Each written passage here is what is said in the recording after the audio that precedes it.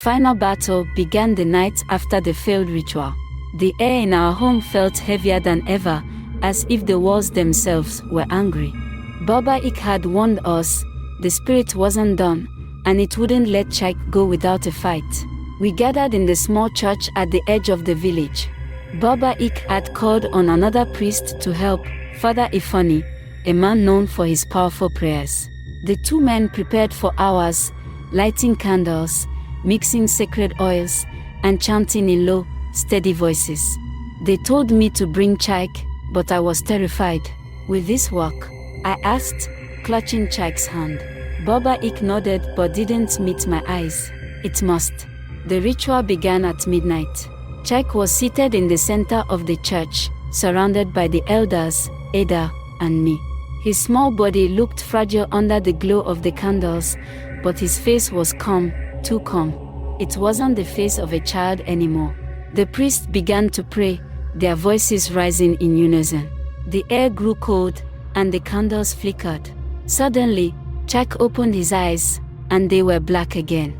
He smiled, that cruel, mocking smile, and said, "You think you can save him? You don't know who you're dealing with." The ground beneath us shook, and a loud roar filled the room. Father Ifani stepped forward, holding his Bible high, and shouted, "In the name of God, leave this child."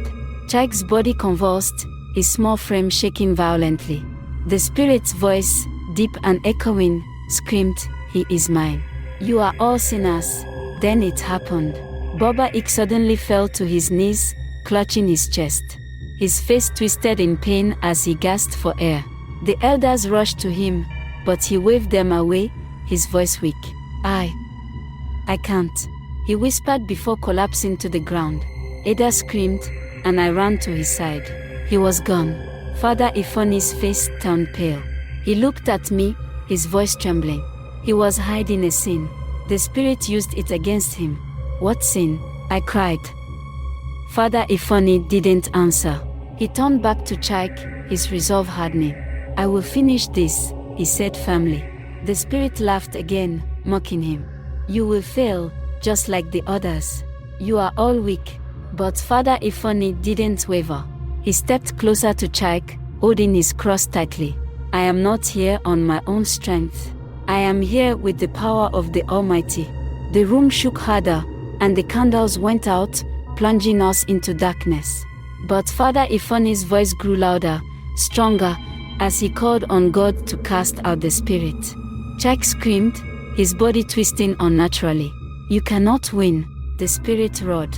Father Ifani threw the sacred oil on Chaik, and the boy's screams turned into a terrible, ear-piercing wail.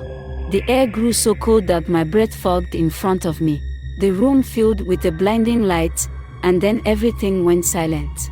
When the light faded, Chaik was lying on the floor, his chest rising and falling softly.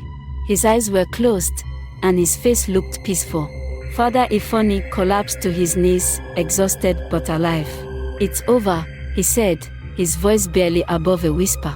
I rushed to Chaik, tears streaming down my face. Is he okay?" "He's free," Father Ifani said. "The spirit is gone." But as we left the church, I couldn't help but look back at the spot where Baba Ik had fallen. His death was a reminder, a warning. The spirit had been defeated, but it had taken something with it. We buried Baba Ik the next day, and life slowly began to return to normal. Chaik was himself again, laughing and playing like any child should. But I would never forget what we went through. The spirit was gone, but the scars it left behind would remain forever. Thanks for watching. Please hit the subscribe buttons for more.